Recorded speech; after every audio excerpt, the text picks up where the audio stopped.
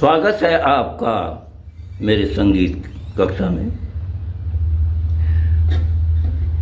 तो हम पिछले एपिसोड में 16वें में थोड़ा जंप करके आगे बढ़ गए थे, सॉन्ग कर दिया था हमने, अजीब दास्तां। एक्चुअली क्या है कि हर चीज़ को संविधान और विधान के हिसाब से चलना चाहिए। कोई भी इंस्ट्रूमेंट बनता है, उसका विधान क्या है, प्रॉपर तरीका क्या है, वो स्टार्ट कहाँ से, बिगिनिंग कहाँ से उसकी हुई है, कैसे उसका आविष्कार हुआ है और क्या उसकी विशेषता है। इन सब चीज़ों को ध्यान में रखते हुए हम हर साज की बात उसी अंदाज में करेंगे जो उसकी वास्तविकता है, रियलिटी है। गिटार मेरे हाथ में टेक्नो कंपनी का गिटार है। ये मलेशिया की कंपनी है और अभी हम उम्मीद करते हैं कि शायद कभी 10-20 साल में भारत में भी ऐसे गिटार बनने लगे।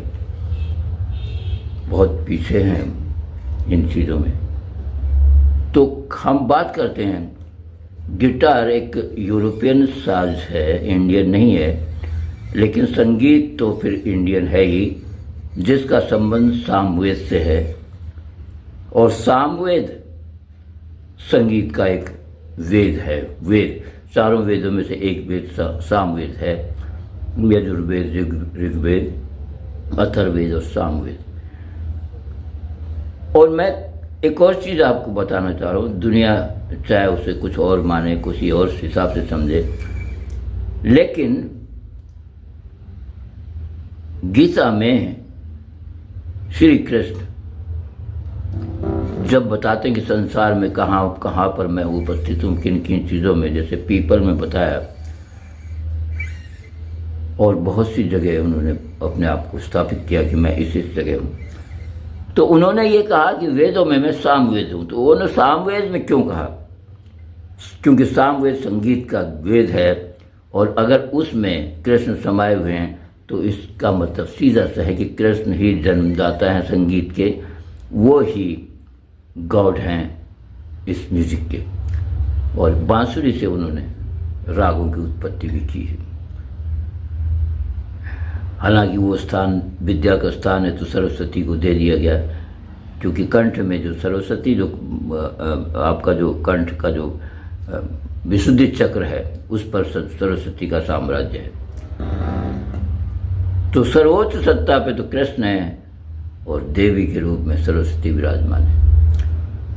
तो उनको नमन करते हुए मैं उस मोड़ पे आ गया हूँ जहाँ मैं विधिवत रूप से बता सकूँ कि दरअसल हमें गिटार की शुरुआत कहाँ से करनी चाहिए। हमने अभी तक क्या समझा है? हमने सिर्फ ये समझा है कि गिटार एक पर्टिकुलर धुन, ये साउंड फ्रीक्वेंसी, एक आवाज़ है। जैसे ये है, एक आवाज़ है, उस आवाज़ पर का एक नाम दे दिया गया है।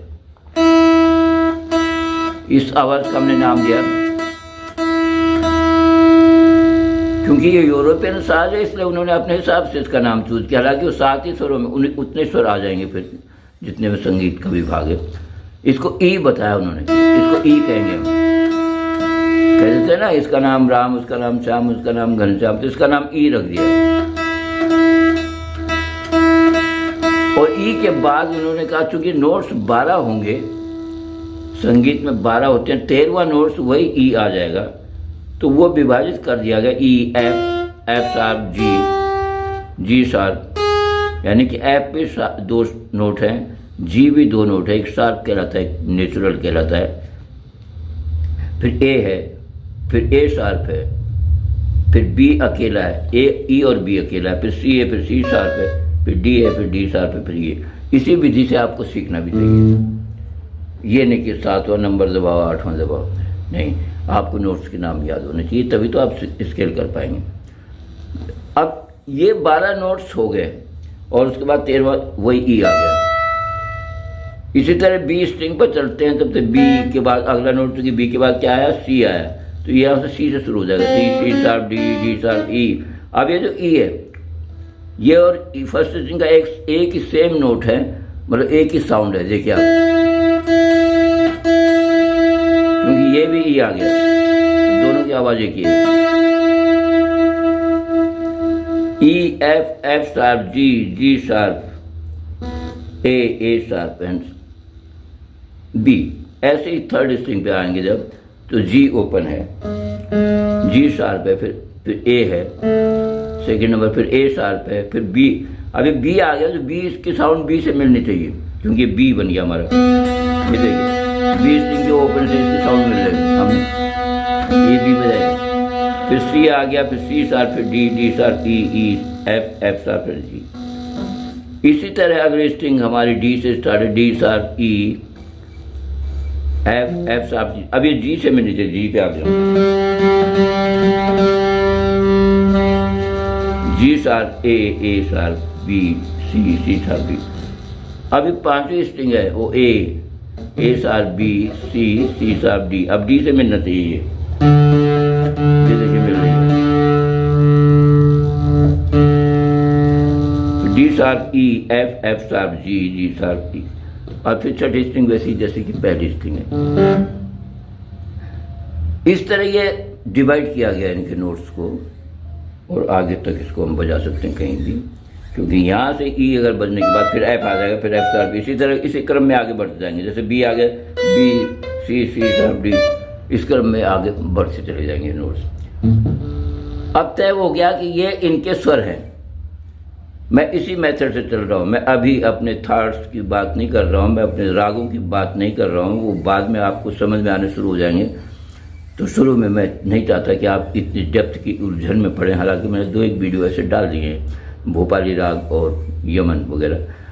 लेकिन मैं अपने पूर्ण विश्वास के साथ कहता हूँ कि मेरे साथ साथ आप जुड़ कर चलेंगे तो आप कहीं भी मात खाने वाले नहीं हैं। गिटार में मतलब वेस्टर्न म्यूजिक से लेके इंडियन म्यूजिक तक दोनों को मैं बैलेंस में समानांतर रूप से बता के चलता हूँ। मैं परशुराम सर, मैं आपसे एक बार फिर अनुरोध करता हूँ, इस बार मैं अनुरोध कर रहा हूँ कि आप सब्सक्राइब कीजिए, वॉच टाइम थोड़ा बढ़ाइए, क्योंकि मोनेटाइज अभी मेरा चैनल नहीं हुआ है।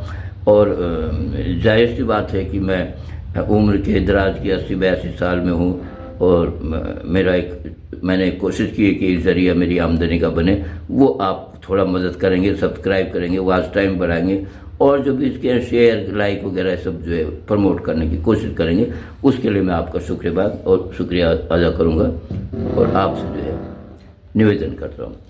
तो आगे बढ़ते हैं। अब जब ये तय हो गया कि कौन कौन से नोट्स है, तो प्रॉब्लम ये खड़ी हो गई कि पहले कौन से नोट्स की एक्सरसाइज स्टार्ट की जाए। ये तो हमने समझ, ये सब बजाते हैं, यानी जिसको हम स्केल बोलें। स्केल का मतलब क्या हो गया, उसमें ये तय पाया गया कि उसमें 7 स्वर होंगे, 7 स्वर होंगे, और 2 स्केल माने गए, एक को मेजर बोला गया, दूसरे को माइनर बोला गया। अब मेजर क्यों बोला गया और माइनर क्यों बोला गया वो मैंने समझा चुका हूँ कि जैसे, और 7 स्वरों का एक स्केल बोलोगे। 7 स्वर हिंदी में अगर बोले तो सा रे गा मा पा धा नी, ये 7 स्वर आ गए हैं। और जब ये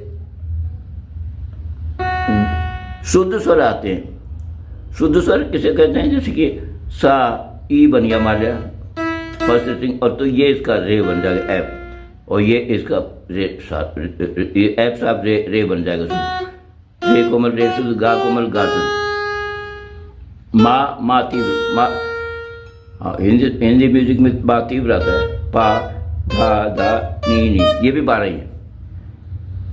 तो इन 12 में से नोट्स चुने गए 7। वो 7 कौन से चुने गए, 1 + 3 + 5 + 6 + 8 + 10 + 12। ये जो नोट्स के कैलकुलेशन की गई विद्वानों ने, इसको बता दिया गया मेजर स्केल। तो 1 + 3 क्या है, जैसे कि ई से हम स्केल बनाते हैं, तो ई ओपन 1 पे आ गया, तो 2 पे आ गया एफ, तो 3 पे आ गया एफ शार्प। तो पहला नोट जो बनेगा ई एफ शार्प। अब उसके बाद 5 आ गया, यानी कि 3 पे एफ शार्प आ गया, 4 पे एफ जी आ गया, तो 5 पे आ गया जी शार्प। तो क्या इसका स्केल बन रहा है? ई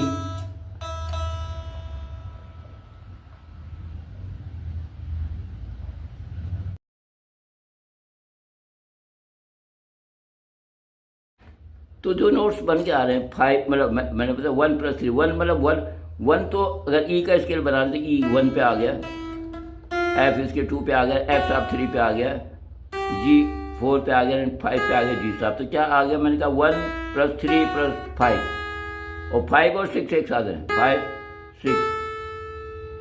तो क्या मैंने ई एफ साहब जी साहब ए और ए के बाद फिर आ गया 8 नंबर पर, तो 7 नंबर पर ए सार पे, तो 8 पे आ गया ई बी।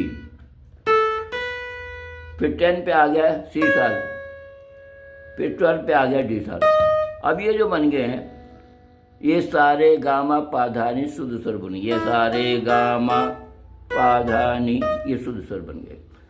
इसको जब सारे गामा पाधानी से यानी बाकी नोट्स नहीं बचते, जब यही बचते हैं तो उसको हम बिलावल थाट बोलते हैं। थाट 7 स्वरों का होता है और बिलावल राग उसका पहला राग है, तो उस पर ये स्केल बना दिया गया। अब ये स्केल, ये सिस्टम बना दिया कि हम मेजर स्केल की बात हो रही है अभी, माइनर की नहीं हो रही। मेजर माइनर 2 स्केल होते हैं। तो अब हुआ बाकी जो स्वर लगेंगे वो सब माइनर स्केल में आ जाएंगे, सिर्फ माँ और पा यानी ए और बी, माँ और पा एज इट इज रहेंगे। और जो गा जो है मतलब सारे गा वो कोमल गा आ जाएगा, जी आ जाएगा वहाँ। अब सवाल ये हुआ कि पहला स्केल कौन सा है जिसकी प्रैक्टिस की जाए, कहाँ से इसकी शुरुआत की जाए, किसको?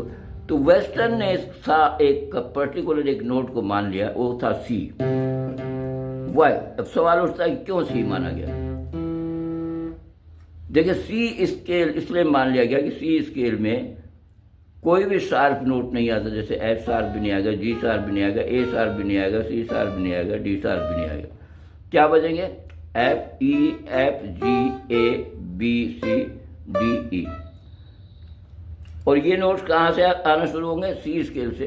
ये सी स्केल में नोट कैसे आएंगे? देखिए आप देखिए सी को, अब ये 5th स्ट्रिंग पे सी ये यहाँ पर आ गया 3rd नंबर पे। यहाँ से काउंट करना शुरू करेंगे 1 2 3। हमने क्या बोला 1 3 + 5, तो 1 2 3, तो क्या सी डी आ गया एंड 4 5 पे ई आ गया, तो सी डी ई। अब 5 पे ई आ गया एंड 5 6 पे एफ आ गया, तो क्या आ गया सी डी ई एफ। अब 8 नंबर पर आ गया, ये एफ शार्प छूट गया, 7th 8 नंबर पर आ गया जी, तो क्या आ गया सी डी ई एफ जी। और जी के बाद ए जो आ गया उसका वही 12वें नंबर पर आ गया ए, या सॉरी 10वें नंबर पर ए, और ए के बाद फिर आया बी 12वें नंबर पर सी। तो ये क्या नोट्स आ गए? C D E F G A B C. अब ये क्लियर हो गया कि C D E F G A B C scale बन गया, सी मेजर स्केल, और बाकी इसमें कोई भी शार्प नोट नहीं आया। इसलिए पहली प्रैक्टिस या पहला सलाम या पहला आशीर्वाद हमको प्राप्त करना पड़ता है सी मेजर स्केल से। संगीत में जब हम वेस्टर्न में गिटार में जब प्रवेश करते हैं तो विधिवत रूप से सी स्केल का हम जानेंगे पोजीशन नंबर 1 पर कहाँ कहाँ पर हमारे पे नोट्स मिल रहे हैं, फिर हम आगे बढ़ेंगे। तो पहला नोट्स हमारा जो आ रहा है यानी कि पोजीशन नंबर 1 का मतलब हो गया कि ये हमारी पहली उंगली, दूसरी उंगली, तीसरी, यहाँ से हम आगे नहीं बढ़ेंगे, इतने पोर्शन पे रहेंगे। इतने पोर्शन पे नेचुरल नोट्स कहाँ पर आ रहे हैं? नेचुरल मतलब C D E F G A B C, वो कहाँ पर आ रहे हैं, वही सी स्केल बन रहा है। तो उसकी हम तैयारी करते हैं, उसकी प्रैक्टिस करते हैं, ताकि हमें याद हो जाए कि कहाँ पर कौन सा नोट्स आ रहा है। तो यहाँ पे जैसे हम ओपन करते हैं ई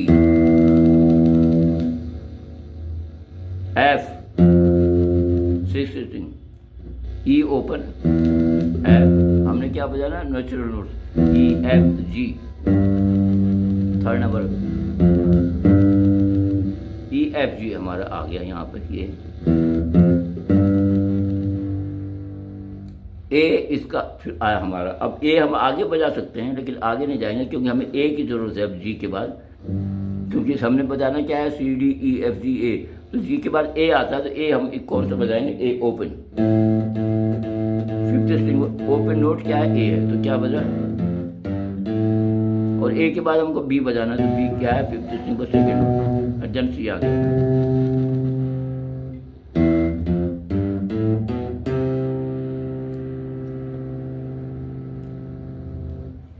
और सी यहाँ पर आ गया हमारा फिर ये, तो ये क्या आ गया इसमें, गामा पा धा नी सा, गामा पा मंद सप्तक का, गामा पा धा नी सा। सप्तक में तीन होते हैं, मंद, मध्य और तार सप्तक, तो ये मंद सप्तक आ गया जिसके नीचे डॉट लगती है। अब इस मध्य सप्तक मिडिल में हम आ गए, मिडिल में यहाँ से सी। अब हमको डी बजाना है, तो मेरा डी यहाँ आगे यहाँ नहीं बढ़ेंगे क्योंकि इसी पोजीशन पे हम, तो डी हमको कहाँ मिल रहा है, फोर्थ स्ट्रिंग के ओपन पे मिल रहा है, ये रहा C D, then E, then F, then G open हमको कहाँ मिल रहा है, थर्ड स्ट्रिंग पर, एंड ए सेकेंड और थर्ड स्ट्रिंग का, G A, B open second string and C. ये मध्य सप्तक आ गया आपका।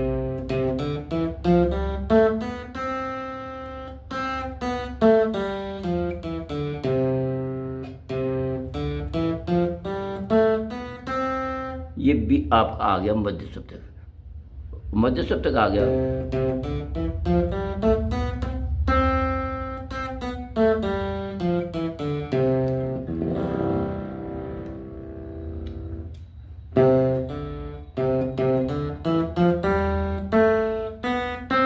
और इसके बाद तार सप्तक यहाँ से आगे चलेगा, सी डी, डी के बाद ई बजाएंगे तो ई ओपन आ गया,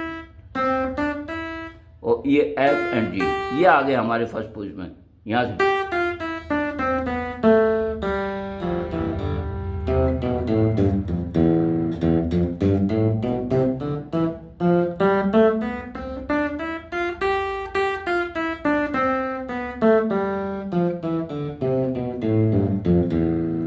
ये टोटल आपका जो आ गया सी स्केल मेजर पोजीशन नंबर 1 पर।